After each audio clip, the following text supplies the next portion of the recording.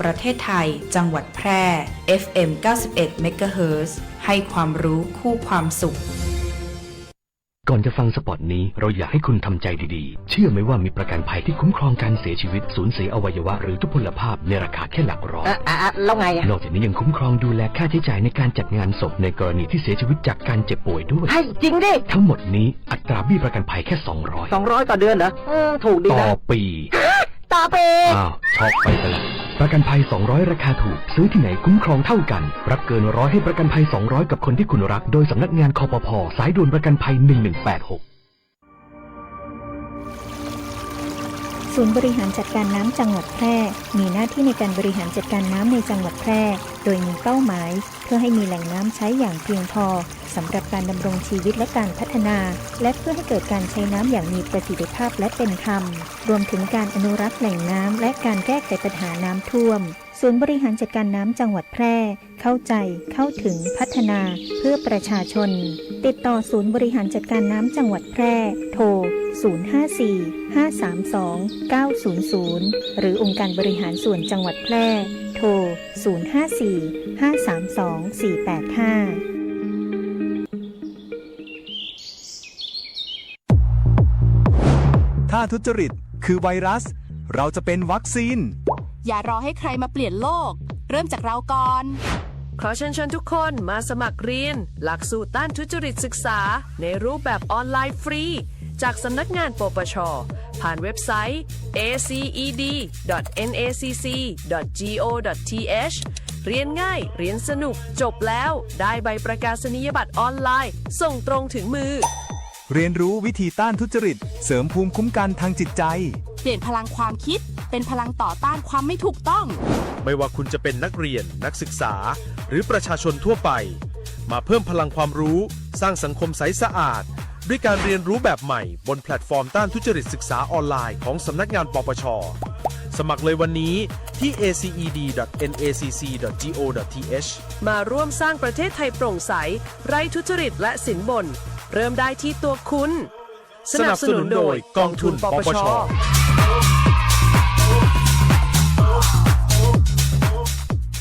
พบเห็นการทุจริตแจ้งสายด่วนปปช.โทร1205เป็นอะหยังยะนาเศร้าหน้าหมองกึดนักกะจะบอกคือกึดนักได้จะได้หรอก็เรื่องหนี้เรื่องสินเนี่ยมันกวนใจมันหาตังออกบ่ได้เนี่ยเอ้าแล้วอย่างบ่ไปลองปรึกษากองทุนฟื้นฟูและพัฒนาเกษตรกรพอได้ขึ้นทะเบียนเป็นสมาชิกกองทุนไว้กอแน่ถ้าจะยังบ่ฮู้แน่ๆก็ถ้าเป็นสมาชิกแล้วมีหนี้ในระบบเกี่ยวกับการเกษตรก็สามารถยื่นขอขึ้นทะเบียนหนี้กับสำนักงานกองทุนฟื้นฟูและพัฒนาเกษตรกรสาขาแปรได้เขาจะให้คำปรึกษาแล้วก็ช่วยแก้ไขปัญหาหนี้สินของเกษตรกรด้วยนะโอ้มันมีจะอี้ตัวอีมีเหมือนกันนะเฮาไปสมัครเข้าองค์กรหรือจัดตั้งกลุ่มใหม่รวมกันบ่น้อยกว่า50คนก็ได้แล้วก็ไปขอรายละเอียดยื่นเสนอแผนและโครงการเพื่อฟื้นฟูและพัฒนาอาชีพของเฮาถ้าเฮาบ่มีหนี้บ่มีสินนุจะมีอย่างมาส่งเสริมเกษตรกรพ้องอ๋อบ่ยากเลยปรึกษาสำนักงานกองทุนฟื้นฟูและพัฒนาเกษตรกรสาขาแปรตั้งอยู่ตีถนนกาดน้ำทองหลังบิ๊กซีแปรตำบลนาจักอำเภอเมืองแปรจังหวัดแปรโทร054-534-381เกษตรกรติดไปติดต่อบ่ได้เสียการใช้จ่ายใดๆทั้งสิ้นเด้อธนาคารอาคารสงเคราะห์ธนาคารที่ดีที่สุดสำหรับการมีบ้านเรายินดีให้บริการทั้งด้านสินเชื่อและเงินฝากไม่ว่าจะซื้อจะสร้างจะรีไฟแนนซ์จะต่อเติมซ่อมแซมอาคารหรือจะฝากจะถอนหรือซื้อสลากธนาคารอาคารสงเคราะห์ทำให้คนไทยมีบ้านข่าวดีธนาคารอาคารสงเคราะห์ออกหน่วยให้บริการนอกสถานที่ณที่ว่าการอำเภอ2ทุกวันอังคารตั้งแต่เวลา 9:00 นถึง 15:30 นและณที่ว่าการอำเภอวังชิ้นและที่ว่าการอำเภอหลองทุกวันพุธตั้งแต่เวลา 9:00 นถึง 15:30 นธนาคารอาคารสงเคราะห์ทำให้คนไทยมีบ้านติดต่อธนาคารอาคารสงเคราะห์สาขาแพร่โทร054-621-490-5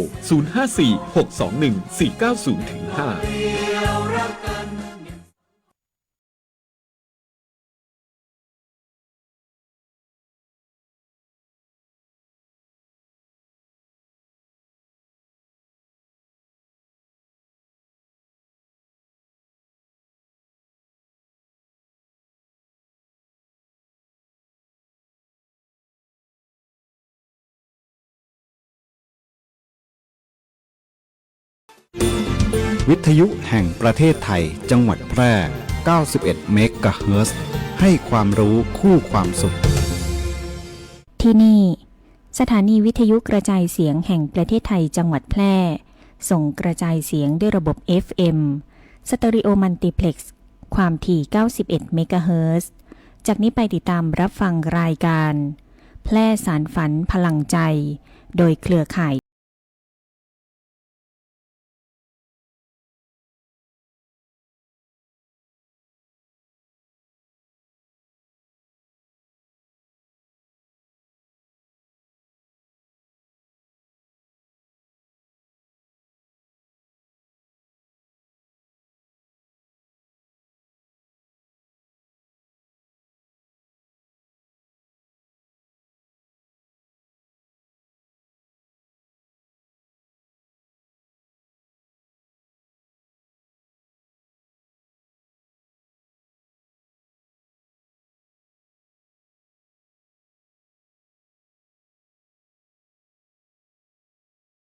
สวัสดีเจ้าคุณผู้ชมคุณผู้ฟังตีเคารพฮักและคิดถึงทุกท่านนะเจ้ายินดีต้อนรับคุณผู้ฟังเข้าสู่รายการแพร่สารฝันพลังใจนะเจ้าทุกวันเสาร์กับวันอาทิตย์เวลาดี 15 นาฬิกา 10 นาทีถึง 16 นาฬิกานะเจ้ารายการแพร่สารฝันพลังใจออกอากาศรับชมรับฟังได้หลากหลายช่องทางนะเจ้าคุณผู้ชมคุณผู้ฟังทางขึ้น91 เมกะเฮิรตซ์วิทยุสวทแปรนะเจ้ามีทั้งพร้อมไลน์เฟซบุ๊กตัวนะเจ้าคุณผู้ฟังวันนี้เอามาพบมาปะมาเจอกันตรงกับวันอาทิตย์ที่10 สิงหาคม 2568นะเจ้า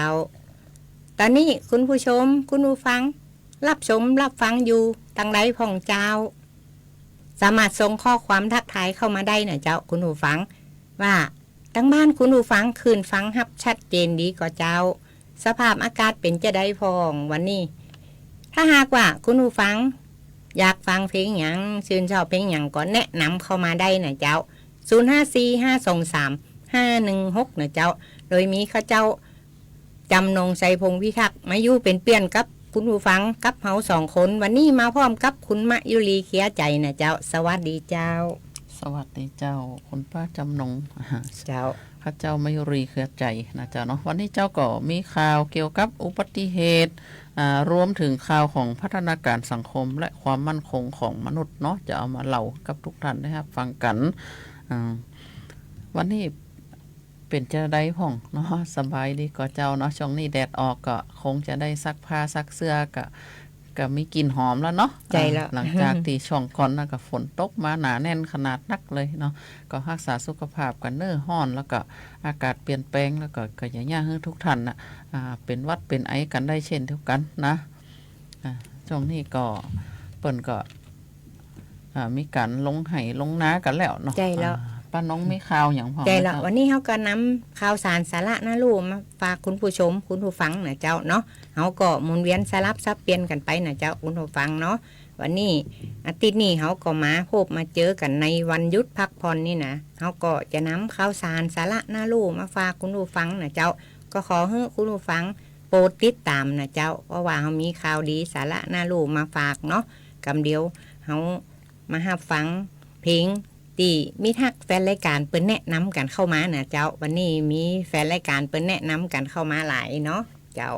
กำเดียวเราไปหับฟังเพลงกันสักเพลงก่อนแล้วมาหับฟังข่าวสารสาระดีๆมีประโยชน์นะเจ้า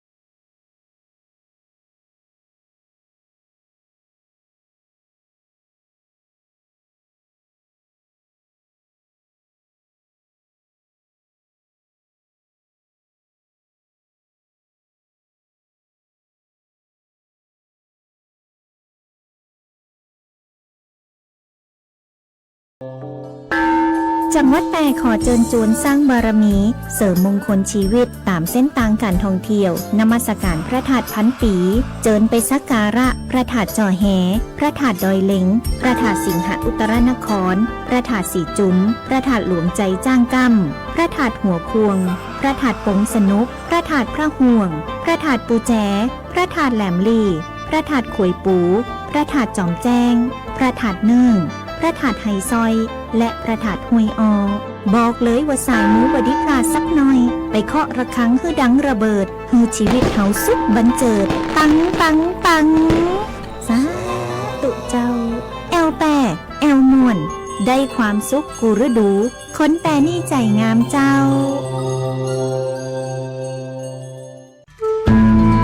ข่าวสารหน้าหู้ อูม่วนจวนฟัง ในช่วง อู้ข่าวเล่าสู่กันฟัง เจ้าจัดไปตามคำแนะนำแล้วเนาะเพลงสบายสบายยามบ่ายคลายเครียดนะเจ้านิราศเวียงพิงมิฮักแฟนรายการบ้านปงตะคามแนะนำมานะเจ้าขอบพระคุณจัดนักจัดหลายนะเจ้าที่ทรงกำลังใจมาให้เฮาสองคนนะเจ้า เจ้าก็เข้ามาสู่ช่วงอู้ข่าวเล่าสู่กันฟังนะเจ้าเนาะ เจ้า วันนี้ก็มีข่าวเกี่ยวกับอุบัติเหตุนะจ๊ะเนาะอุบัติเหตุเนี่ยเกิดขึ้นได้ทุกวันนะการดื่มสุราก็เป็นสาเหตุหนึ่งของการเกิดอุบัติเหตุบนท้องถนนที่นำไปสู่การก่อให้เกิดความสูญเสียชีวิตและก็ทรัพย์สินทั้งผู้ขับขี่และก็ผู้สัญจรร่วมทาง เนื่องจากการดื่มสุราหรือเครื่องดื่มที่มีแอลกอฮอล์จะส่งผลให้ผู้ขับขี่บ่สามารถควบคุมตัวเองและประคองสติของตัวเองได้จนนำไปสู่พฤติกรรมการขับขี่ที่อันตรายและก่อให้เกิดอุบัติเหตุดังนี้นะหนึ่งทำให้เฮาขับรถประมาทนะถ้าเฮาเมาแล้วนะการสูญเสียความสามารถในการควบคุมรถนะการทำผิดกฎจราจรการง่วงลับนะง่วงรับเหมือนกันนะถ้าว่าเมานะก็ยังเฮารับไหนเนาะการขับรถด้วยความเร็วสูงนะการคนข้ามถนนก็เช่นเดียวกันนะข้ามถนนเขาก็ต้องข้ามถนนทางม้าลายนะ ใช่แล้วก็เวลาคนขับรถเนี่ยก็ชะลอเนาะชะลอให้คนข้ามถนนจุดคนข้ามแล้วข้ามถนนก็ต้องมองซ้ายมองขวาตัวนะเพื่อความปลอดภัยของเฮาก่อนว่ารถเนี่ยมันจะมาก็หรือว่าตอนเนี้ยมันอาจจะบ่ปลอดภัยหรือว่าอาจจะปลอดภัยนะเจ้าเนาะก่อยๆดูนะจุดเสี่ยงนะอันตรายเอาใกล้ๆเนี่ยเนาะอย่างเช่นแยกเมืองฮิตนะตรงเนี่ยก็เกิดอุบัติเหตุบ่อยครั้งนะเมาก็อย่าขับนะขับรถก็อย่าประมาทและแหมหลายจุดนะเจ้าเนาะก็จะมีที่แยกสารนะแยกสารนี่ตอนเจ้านี่มันจะเป็นเฉพาะไอ้ที่ว่าเขายังบ่เปิดไฟที่ว่าสัญญาณจราจรเนาะตอนตี 4 ตี 5นี่นะบางคนนี่ก็ขับไปเลยเนาะโดยที่บ่ชะลอพอนะอุบัติเหตุก็เกิดขึ้นได้เช่นเดียวกันนะบางคนนี่ไฟเขียวป้อออกป้ออันนี่แล้วนะไฟเขียวป้อดับไฟแดงป้อมาละก็ยังขับฝ่าไปอยู่นะ2-3 วันก่อนนี่เจ้าก็ตกใจอยู่เนาะก็มีอันคนขับรถมอเตอร์ไซค์เนี่ยหมวกกันน็อกก็บ่ใส่นะสี่แยกสารเนี่ยเนาะพอถึงเวลาของเปิดเนี่ยเป็นไฟแดงไปเป็น 2-3 นาทีละของเฮานี่ไฟเขียวออกยังงามละนะเฮาจะขับไปปุ๊บเนี่ยเฮาหันเปิ่นมาเนาะเจ้าชะลอเจ้าก็เลยชะลอเลยถึงแม้นว่าข้าเจ้านี่เป็นหนทางที่ว่าทางถูกเพราะว่าของเฮาไฟเขียวขึ้นอ่ะนะของเขาไฟแดงอ่ะเนาะเจ้าก็ชะลอให้ไฟแดงเขาไปข้ามหน้าเขาไปก่อนไอ้นะว่าเป็นตีที่แปลกนะแล้วก็ทำไมบ่ดูก่อนว่าไฟแดงของตัวเนี่ยตัวน่าจะจอดแล้วนะไฟเหลืองอัมพันเนี่ยตัวน่าจะจอดแล้วนะอันนี้ไฟแดงก็ยังฟ้ามาอยู่ไอ้นะเจ้าเนาะพอดีเจ้าเนี่ยเป็นคนขับรถบ่เร็วเนาะขับรถสาวเดียวเนาะขับรถเครื่องไอ้นะเจ้าก็เปิดไปก่อนเหียก็ได้บ่เป็นยังนะถึงแม้นเฮาเป็นไฟเขียวของเขาไฟเป็นไฟแดงก็ตามใจบ่เป็นยังไอ้เนาะก็ขับรถ กฎจราจรนะถ้าทุกคนเคารพกฎจราจรอุบัติเหตุก็บ่ค่อยเกิดขึ้นเนาะเตรียมความพร้อมของร่างกายก่อนขึ้นขับรถแล้วก็นอนรับพักผ่อนให้เพียงพอเตรียมความพร้อมของรถนะดูหม้อน้ำดูไฟเลี้ยวไฟเบรกดูลมยางเนาะขับรถใหญ่ก็ขาดเข็มขัดนิรภัยนะขับมอเตอร์ไซค์ก็ใส่หมวกกันน็อกนะ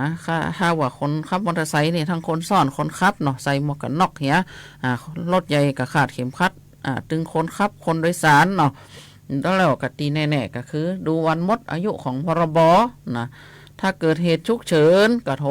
1669นะเจ้าเนาะเพื่อความปลอดภัยของตัวท่านเองนะบางครั้งบางทีนี่โอ้ยบ่พอยังอ่ะเนาะไฟแดงตัวออกเป็นมึนนะเนี่ยก็จะย่าให้ตัวได้รับบาดเจ็บแล้วสูญเสียชีวิตแล้วก็ทรัพย์สินเนาะเจ้าหลวงพ่อนี่เปิ้นกะฮื้อทองคาถานี่ไว้นะเจ้าคุณผู้ฟังเวลาขับรถเนาะเมาอย่าขับหลับอย่าไป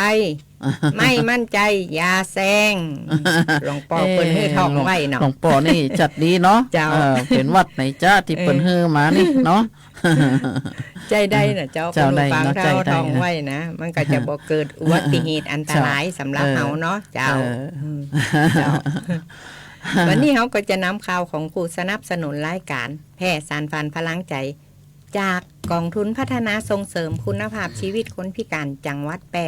หรือของพม.นี่นะเจ้าที่ว่าเปิ้นไปได้ทำภารกิจปฏิบัติงานกันมานะเขาก็จะขออนุญาตยิบยกมาสัก2-3อย่างนี่เนาะเป็นที่มันเป็นประโยชน์ต่อเฉพาะคุณผู้ฟังผู้สูงอายุผู้พิการนะเจ้าคุณมายุรีเจ้าพม.แปร่นำทีมลงพื้นที่ช่วยเหลือกลุ่มเปราะบางที่ประสบอุทกภัยในพื้นที่อำเภอเมืองจังหวัดแปร่วันที่6 สิงหาคม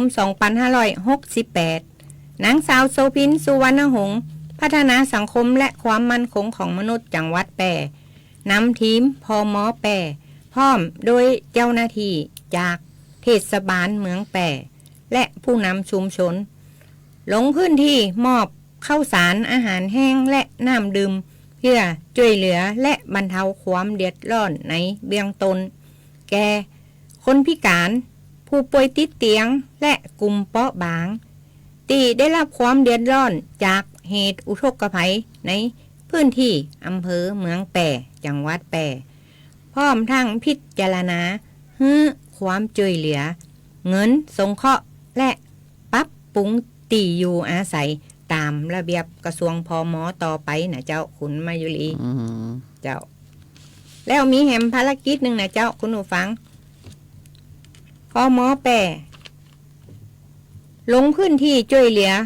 กรณีเด็กที่ประสบปัญหาความเดือดร้อนในพื้นที่อำเภอสุเมนวันที่7 สิงหาคม 2568นางสาวโสภิน สุวรรณหงษ์พัฒนาสังคมและความมั่นคงของมนุษย์จังหวัดแปร่นำทีมร่วมกับบ้านพักเด็กและครอบครัวจังหวัดแปร่ลงพื้นที่มอบเครื่องนุ่งห่มเครื่องอุปโภคบริโภคในเบื้องต้นมอบให้แก่ครอบครัวของเด็กที่ประสบปัญหาความเดือดร้อนในพื้นที่ตำบลสุเมนอำเภอสุเมนจังหวัดแปร่พร้อมทั้งพิจารณาช่วยเหลือให้เงินสงเคราะห์ตามระเบียบพม.ต่อไปนะเจ้าคุณผู้ฟังเจ้าคุณมายุรีมีอย่างต่อเจ้าท่านจะหันได้ว่าวันนี้เรา2คนใส่เสื้อสีฟ้าเนาะเจ้าเดือนนี้มันก็เป็นเดือนวันแม่เนาะจะเนาะเป็นเดือนของเดือนเขาห้องว่าวันที่12 สิงหาเนี่ยก็จะเป็นวันแม่ละเนาะใจแล้วเจ้าเดือนสิงหานี่ก็มีวันหยุดหลวดยาวหลายวันนะเจ้าคุณฟังหยุดหลวด4 วันเลยเนาะที่9ที่10 11 12เลยนะเจ้าคุณผู้ฟังเนาะพ่อแม่บางท่านก็อาจจะลืมไปนะเจ้าลืมว่าวันพุธวันจันทร์นี่จะไปติดต่อราชการแต่คือวันที่11นี่นะเจ้าวันพุธนี่ก็เปิ้นเป็นวันหยุดเพิ่มเติมกรณีพิเศษเนาะเจ้าเปิ้นเพิ่มเติมหยุดแหม11 12เป็นวันแม่แห่งชาตินะเจ้าคุณผู้ฟังก็เป็นวันหยุดราชการหลวด4 วันเลยเนาะคุณมายุรีเจ้าก็เป็นวันพระราชสมภพของสมเด็จพระนางเจ้าสิริกิติ์พระบรมราชินีนาถพ ระบรมราชชนนีพันปีหลวงหลายตีเปิ้นก็จะจัดผ้าป่านะเจ้าเนาะอย่างเช่นของชุมชนเพชรรัตน์เนี่ยเปิ้นก็จะจัดผ้าป่าเพื่อนำเงินตัวเนี้ยไปพัฒนาชุมชนและก็บูรณาการในการปราบปรามยาเสพติดหลายตีนะเจ้าที่ว่ามีการรับแพร่ระบาดของยาเสพติดในชุมชนทางสมเด็จพระนางเจ้าสิริกิติ์พระบรมราชินีนาถพระบรมราชชนนีพันปีหลวงพระองค์ท่านก็พระราชทานเงินขวัญถุง 8,000 บาทเนาะเพื่อเอาไว้บำรุงชุมชนพัฒนาชุมชนและก็ป้องกันและก็ปราบปรามยาเสพติดในชุมชนในอดีตท่านก็พระราชทานมาเมื่อละนะพระองค์ท่านมองการไกลนะพระองค์ท่านเนี่ยซึ่งที่เป็นแม่เนาะแม่ของแผ่นดินเนี่ยพระองค์ท่านมองการไกลเพื่ออยากจะให้ปัญหายาเสพติดมดลงไปใจเนาะก็หมู่เฮาราษฎรไทยก็ต้องทำความดีเพื่อถวายแด่สมเด็จพระนางเจ้าสิริกิติ์พระบรมราชินีนาถพระบรมราชชนนีพันปีหลวงของเฮานะปีหนึ่งเฮาอาจจะทำสักครั้งหนึ่งนะเจ้าเนาะทำสักครั้งหนึ่งหรือว่าท่านใดจะทำตลอดไปก็ได้นะเจ้าเนาะวันที่12 สิงหาที่จะถึงนี่ก็เป็นวันแม่แห่งชาติ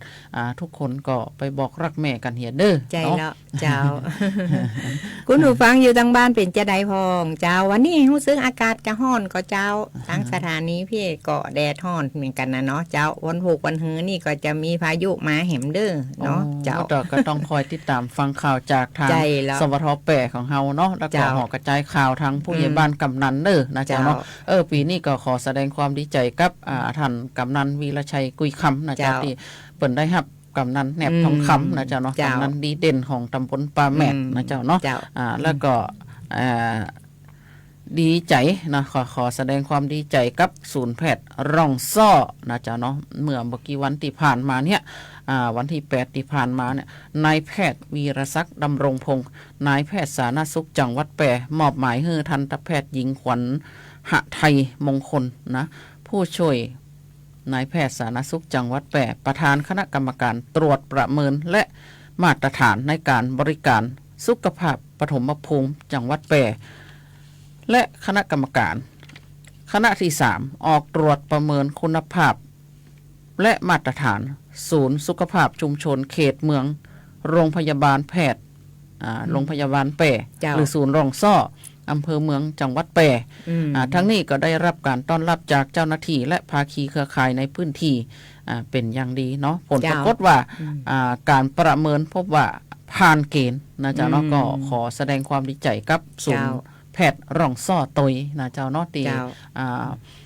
ผ่านเกณฑ์มาตรฐานดีใจยอดเยี่ยมเลยเนาะเจ้า แล้วก็ในเขตตำบลในเวียงนี่ก็มีอสมตีเด่นด้วยนะเจ้าเนาะอสมนี่ก็เป็นตัวจุยนะเจ้าเนาะตัวจุยแฮมแรงหนึ่งที่ในการขับเคลื่อนของสาธารณสุขเนาะเจ้ากำเดียวเฮาไปฮับเบรกฟังเพลงที่ว่ามีทักแฟนรายการแนะนำกันเข้ามานะเจ้าคุณผู้ฟังว่านี่มีทักแฟนรายการของเฮาน่าฮักมากๆนะเจ้าขอแนะนำเพลงกันเข้ามาคิวยาวเลยนะเจ้าคุณผู้ฟัง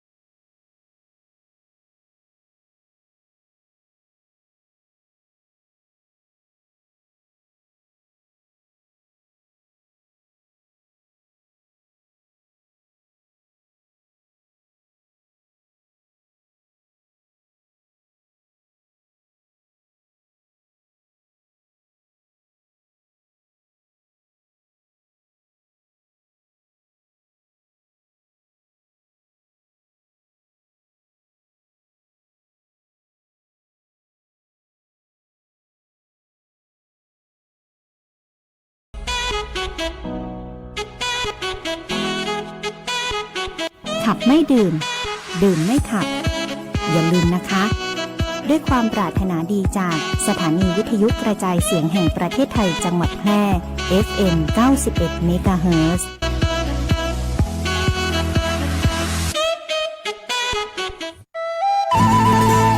อู้กันสบายๆได้ประเด็น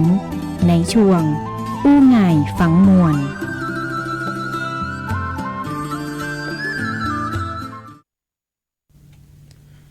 เจ้าเข้ามาถึงช่วงอู้ไงฟังหมวนแล้วนะเจ้าเนาะ ไปตามคำแนะนำแล้วเนาะป้าพันธุ์เนาะ เพลงกุหลาบเวียงพิงเนี่ยเจ้าป้าพันธุ์ขอบพระคุณจัดนักจัดหลายนะเจ้า เขาก็มาถึงพัฒนาการสังคมและความมั่นคงของมนุษย์เนาะวันที่8นะสิงหาคม 2568นางสาวโสภินสุวรรณหงษ์พัฒนาการสังคมและความมั่นคงของมนุษย์จังหวัดแปะก็ได้มอบหมายให้นายธนกิจวิศวะนักพัฒนาการสังคมปฏิบัติการบรรยายให้ความรู้ตามพระราชบัญญัติส่งเสริมการจัดสวัสดิการสังคมพ.ศ. 2546 และตีแก้ไขเพิ่มเติมพร้อมทบทวนและฝึกปฏิบัติการจัดทำแผนดำเนินการขององค์กรส่งเสริมสวัสดิการสังคมชุมชนพื้นที่สูงในโครงการขับเคลื่อนสวัสดิการโดยรัฐและศูนย์เรียนรู้ชุมชนบนพื้นที่สูงประจำปีงบประมาณพ.ศ. 2568 กิจกรรมส่งเสริมการพัฒนาการจัดสวัสดิการสังคมบนพื้นที่สูงหรือสรสทบทวนแผนและถอดบทเรียนองค์กรส่งเสริมสวัสดิการสังคมและชุมชนพื้นที่สูงณห้องนักคราพาวิเลียมโรงแรมนครแพร่นักคราโดยมีกลุ่มเป้าหมายในพื้นที่สูงจำนวน40 กว่าคนนะจ๊ะเนาะทั้งนี้พัฒนาการสังคมและความมั่นคงของมนุษย์ก็จัดโครงการยกระดับสถานพัฒนาเด็กปฐมวัยจังหวัดแปะประจำปี 2568 วันที่ 8 สิงหาคม 2568 นางสาวโสภินสุวรรณหงษ์พัฒนาการสังคมและความมั่นคงของมนุษย์จังหวัดแปะมอบหมายให้เจ้าหน้าที่สำนักงานพัฒนาสังคมและความมั่นคงของมนุษย์จังหวัดแปะร่วมกับเจ้าหน้าที่บ้านพักเด็กและครอบครัวจังหวัดแปะและเจ้าหน้าที่องค์การบริหารส่วนตำบลแม่ยางฮ้อจัดกิจกรรมค้นหายิบใจเก็บคืนภายใต้โครงการยกระดับพัฒนาเด็กปฐมวัยจังหวัดแปะประจำปี 2568 ศูนย์พัฒนาเด็กเล็กองค์การบริหารส่วนตำบลแม่ยางฮ้ออำเภอร่องกวางจังหวัดแปะอันนี้ก็เป็นโครงการดีๆนะเจ้าเนาะเพราะว่าละออนเนี่ยบางครั้งเนี่ยยิบมาใจแล้วบอกเก็บเข้าตีบอกเก็บคืนอันนี้ก็คือเป็นการฝึกให้ละออนเนี่ยเอาออกมาใจแล้วให้ละออนเนี่ยเก็บเข้าไปนะเก็บเข้าไปเป็นระเบียบเรียบร้อยนะบางครั้งบางทีเนี่ยละออนก็คงจะบ่ค่อยเรียบร้อยต่อใดแต่เขาก็ต้องเอาไปฝึกเนาะละออนนี่ก็ต้องเอาไปฝึกนะถ้ายังอยู่บ้านเนี่ยหลายท่านหลายคนจะหันว่าเนี่ยบะจ่างนะแม้กระทั่งการใส่รองเท้าเนี่ยก็ใส่จีจ่างนะเอาไปอยู่กับครูเนี่ยเนาะโอ้เปิ่นทำพร้อมกันแข่งกันทำก่อนนะแข่งกันเซตก่อนนะอันนี้ก็คือละออนไปอยู่ในกลุ่มนักละออนก็จะมีการแข่งขันการพัฒนาเกิดขึ้นในกลุ่มของละออนเองนะบางครั้งบางทีนี่โอ้ยอยู่กับพ่อกับแม่นี่ใส่เตียวกับบ่จีจ่างนะกินข้าวกับบ่เป็นอันนี้ทำเป็นหมดนะนี่คือเราต้องเอาละออนเนี่ยไปเข้าศูนย์เล็กๆเพื่อให้ละออนได้มีการพัฒนาการกันนะถึงเวลารับเปิ่นก็รับพร้อมเพียงกันจัดนี้อยู่บ้านในบึดก่อนฮื้อก่อนเนาะไม่ใช่รับซักเตือเนาะอันนี้ก็อันนี้ก็เป็นสิ่งที่ว่าละออนเนี่ยเปิ่นเมื่อเปิ่นไปอยู่ในสังคมของเปิ่นเปิ่นก็จะมีการแข่งขันกันเกิดขึ้นเนาะอันนี้ก็เป็นสิ่งที่ดีเนาะของป้าน้องไม่อย่างห้องนะเจ้าวันนี้เขาก็จะมีข่าวสารสาระดีๆมาฝากคุณผู้ฟังนะเจ้าในเรื่องของบัตรทอง30 บาทรักษาได้ทุกที่ใจได้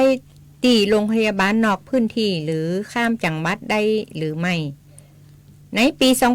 2568 เขาก็จะมาพอว่าสิทธิบัตรทองกันนะเจ้าคุณผู้ฟังค คนไทยทุกคนมีสิทธิ์บัตรทองมาตั้งแต่แรกเกิดอยู่แล้วเพราะเป็นหลักประกันสุขภาพที่รัฐจัดสรรให้สามารถเข้าถึงบริการทางการแพทย์ได้อย่างทั่วถึงซึ่งก่อนหน้านี้เฮาสามารถใช้สิทธิ์บัตรทองได้เฉพาะในสถานพยาบาลที่ตนเองเรียกเท่านั้นซึ่งในปัจจุบันถ้าหากว่าไปรักษาที่โรงพยาบาลอื่นต้องมีใบส่งตั๋วถึงจะไปรักษาได้จากสถานพยาบาลเดิมถ้าว่าตั้งแต่ปี 2567 เป็นต้นมาทางกระทรวงสาธารณสุขและสำนักงานหลักประกันสุขภาพแห่งชาติชปสช.ได้ปรับเปลี่ยนนโยบายให้ประชาชนใช้สิทธิ์บัตรทองด้วยบัตรประชาชนใบเดียวได้อย่างสะดวกมากขึ้นวันนี้เราจึงชวนทุกคนมาเช็คสิทธิ์ของตัวเองว่าถ้าหากเจ็บป่วยขึ้นมาจะสามารถไปใช้บริการได้ที่ไหนพ้อง แล้วสามารถเข้าโรงพยาบาลข้ามเขตจังหวัดหรือนอกพื้นที่ได้บัตรทองหรือบัตร30 บาทต่างกันจะได้บัตรทองกับบัตร30 บาทบ่ได้แตกต่างกันเพราะคือสิทธิประกันสุขภาพทั่วหน้าของสำนักงานหลักประกันสุขภาพแห่งชาติสปสช.เช่นเดียวกันแต่บางคนอาจจะเรียกหลายชื่อคือบัตร30 บาทเดิมเป็นนโยบายบัตร30 บาทรักษาทุกโรคคือการเข้ารักษาพยาบาลแล้วมีการใช้จ่าย30 บาทต่อครั้งจึงทำให้คนจำชื่อนี่ติดปากบัตรทองภายหลังได้มีการพัฒนาบัตรประจำตัวของผู้ใช้สิทธิ์30 บาทให้เป็นบัตรพลาสติกสีเหลือง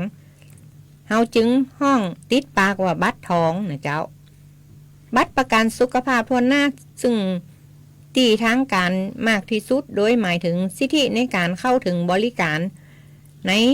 สาธารณสุขขั้นพื้นฐานของโครงการหลักประกันสุขภาพทั่วหน้าอย่างไรก็ตามในปัจจุบันบ่ได้ใช้บัตรทอง30 บาทหรือบัตรทองแล้วแต่สามารถใช้บัตรประชาชนใบเดียวก็เข้ารักษาได้เลยนะเจ้าคุณผู้ฟังเนาะตั้งแต่วันที่1 มกราคม 2568ผู้ใช้สิทธิ์หลักประกันสุขภาพแห่งชาติสามารถรับบริการได้ทุกที่ในเครือข่ายหน่วยบริการของสปสช.ทั่วประเทศ77 จังหวัดโดยใช้เพียงบัตรประชาชนใบเดียวเท่านั้นนะเจ้าคุณผู้ฟังเนาะเจ้า เดี๋ยวนี้การย้ายสิทธิ์เนาะแต่ก่อนนี่ถ้าย้ายสิทธิ์เนี่ยมันจะต้องใช้เวลา15 วันนะอย่างสมมติว่าเขาอยู่แปรเนาะเขาจะย้ายสิทธิ์การรักษาพยาบาลของเขาไปจังหวัดเชียงรายก็ต้องรอแหม15 วันสิทธิ์ที่เขาถึงจะย้ายไปโดยได้แต่เดี๋ยวนี้นะเขาจะไปอยู่เชียงรายนะเขาไปอยู่เชียงรายปุ่นย้ายปลายทางให้ไปก็ได้นะอันนี้เป็นว่าย้ายปุ๊บสิทธิ์ไปทันทีเลยเจ้านะ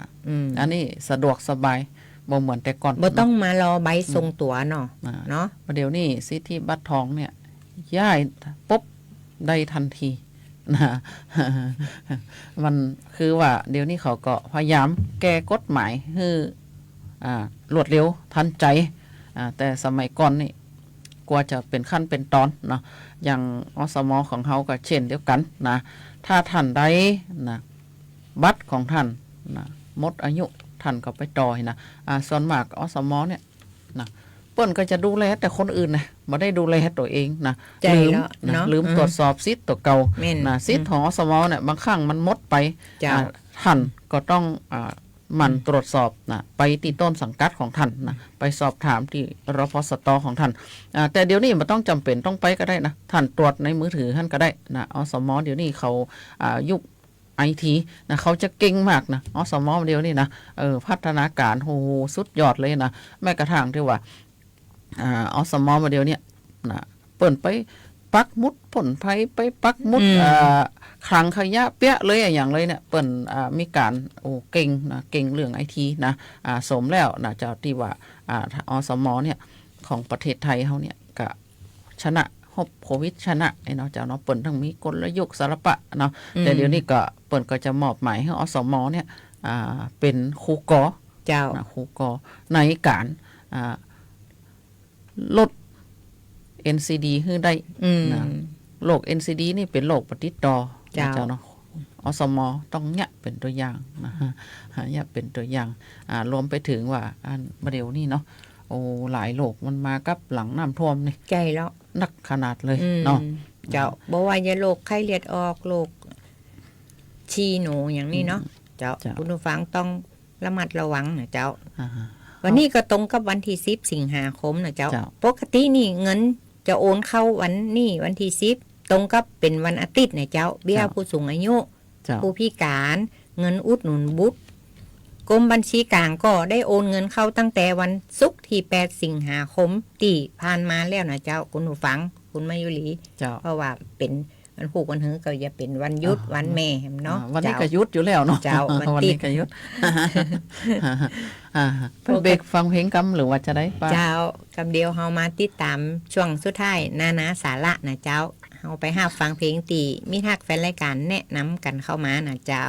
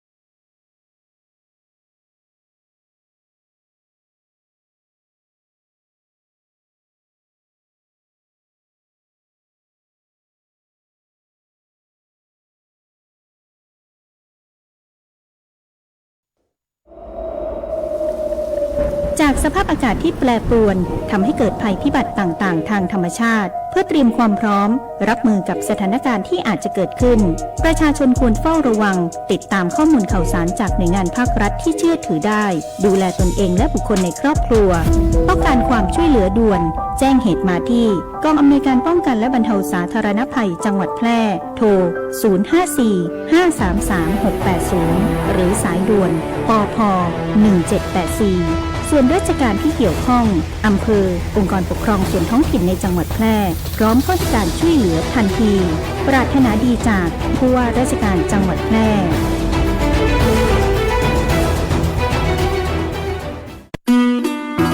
แบ่งกันปั่นความหู้ในช่วงนานาสาระเจ้าจัดไปตามคำแนะนำแล้วนะเจ้ามิทักแฟนรายการคุ้นหนูนะจากล่องกวางนะเจ้าถ้า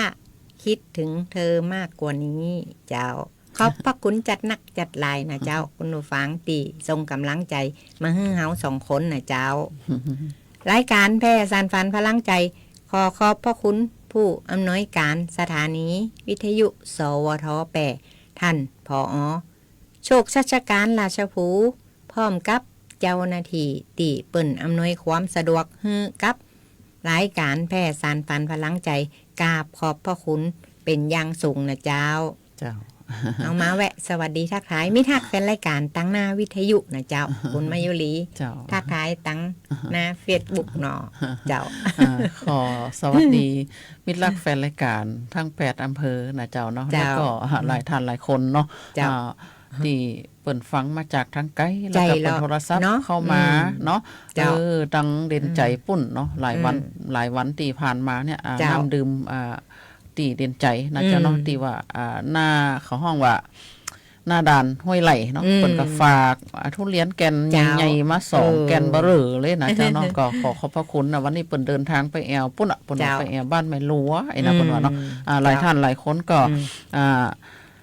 วันหยุดเนาะท่านเดินทางไปแอวท่านก็ขับรถก็ระมัดระวังกันตัวเด้อนะเจ้าเนาะก็ขอสวัสดีทักทายแฟนรายการทางหน้า Facebook นะเจ้าเนาะสวัสดีเจ้าคุณติงธรรมใจนะสวัสดีเจ้าคุณพี่สุรีรัตน์สวัสดีเจ้าคุณป้าอำพันธ์บ้านนาหลวงขอบคุณจัดนักจัดหลายเด้อนะสวัสดีเจ้าคุณปวีนานะสวัสดีเจ้าคุณการจนานะเจ้าเนาะก็ขอบพระคุณจัดนักจัดหลายเนาะแล้วก็หลายท่านหลายคนที่เฮาทักทายบ่ทั่วบ่ถึงก็ขออภัยด้วยนะเจ้าหลายท่านหลายคนที่ท่านเดินทางไปแอวตั้งเหนือตั้งใต้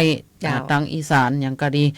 ก็ขับรถก็ระมัดระวังกันตัวเด้อช่วงนี้ก็บางท้องที่ก็ยังมีฝนฟ้าคะนองอยู่นะขับรถด้วยความระมัดระวังด้วยความรักความห่วงใยจากรายการแพร่สานฝันพลังใจเครือข่ายดีเจคนพิการของเฮานะเจ้ามาถึงช่วงสุดท้ายของรายการของเฮาแล้วนะเจ้าเนาะเจ้าก็จะมาอู้ถึงเรื่องสมุนไพรนะสมุนไพรที่เอามาไล่ยุงเนี่ยง่ายๆเนาะง่ายๆช่วงนี้ยุงเยอะเนาะแมลงมาคำมานี่โอ้ยุงบ่ฮู้ลูกไหนมาเนาะเจ้าง่ายๆนะมะกรูดเขาเนี่ยมะกรูดเขาเนี่ยเขาห้องว่ามะกรูดนี่มีน้ำมันหอมระเหยใจแล้วท่านเอามาหนวดนะหนวดคือน้ำมันหอมระเหยมันออกนะท่านก็เอานั่นอะน้ำมันหอมระเหยจากผิวมะกรูดนะท่านก็มาสมาร์ทมาตาแข็งตาขานะตาตรงไหนก็ได้ที่ว่าร่างกายของท่านโผล่มาจากเสื้อผ้านะอันนี้คือป้องกันยุงมันบ่ชอบกินนะยุงมันบ่ชอบแล้วก็ใบกะเพรานะกะเพรานี่ต้องเป็นกะเพราเขาห้องกะเพราแดงเนาะกะเพราธรรมดานี่มันใจนะต้องเอากะเพราแดงใบออกแดงๆหน่อยเนาะก้านมันก็จะแดงนะท่านก็เอาใบกะเพราเนี่ยมาขยี้เนาะขยี้แล้วท่านก็ตาเนาะตาผิวหนังท่านนะอันนี้คือป้องกันยุงนะจ๊ะเนาะป้องกันยุงมาครบตัวท่านเองนะเป็นสมุนไพรดีเนาะสมุนไพรในครัวเรือนของเขาท่านก็จะหันได้ว่าช่วงเนี่ยเป็นช่วงที่ว่ายุงไข้เลือดออกกำลังระบาดอย่างรุนแรงนะจ๊ะเนาะแต่ปีนี้ยังบ่มีสถิติที่ว่าเสียชีวิตจาก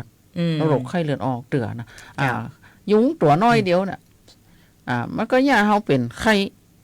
เลือดออกใจแล้วไข้ชิคุนกุนยาแล้วก็ไวรัสซิก้าก้าสามโรคเนี่ย ก็ป้องกันก็ถ้าว่าเป็นขึ้นมาเนี่ยนะ อืม มันก็ลำบากขนาดนั้นไข้เลือดออกก็มีโอกาสตายได้นะแล้วก็ไวรัสซิคุนกุนยาเนี่ย มันก็เป็นไข้ปวดคอนะป่วยกันนักนะเป็นกันนักนะ อืม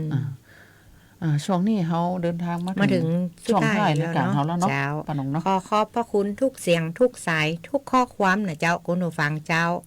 วันเสาร์วันอาทิตย์หน้าเขาก็จะนำรายการมาพบกับคุณผู้ฟังใหม่นะเจ้าเพราะเขาก็จะหมุนเวียนสลับซับเปลี่ยนกันนะเจ้า แต่ว่านี่ก็เป็น2 หนุ่มวันนี้ก็เป็น2 สาวนะเจ้าคุณผู้ฟังเขาก็จะนำข่าวสารสาระน่ารู้มาฝากคุณผู้ชมคุณผู้ฟัง วันนี้เวลาหมดเวลานะเจ้า ก็ขอให้พ่อแม่พี่น้องคุณผู้ชมคุณผู้ฟัง ดูแลรักษาสุขภาพให้แข็งแรง จ้ะ มีเงินกินเงินใจเฮงๆรวยๆกันทุกคนนะเจ้า วันนี้เฮา2 คนข้าเจ้าจำนงชัยพงษ์พิทักษ์ เจ้าข้าเจ้ามายุรีเครือใจ ต้อง ก็จะ ขอ จากลาท่านไปก่อนนะแต่ว่า เจ้า ผูกมาเจ้าใน เจ้า เจ้าก็ยังจะมาอยู่นะใน เจ้าร ายการวิทยุคนเมืองแปร เออ สำหรับวันนี้ก็ขอกล่าวคำว่า สวัสดีเจ้า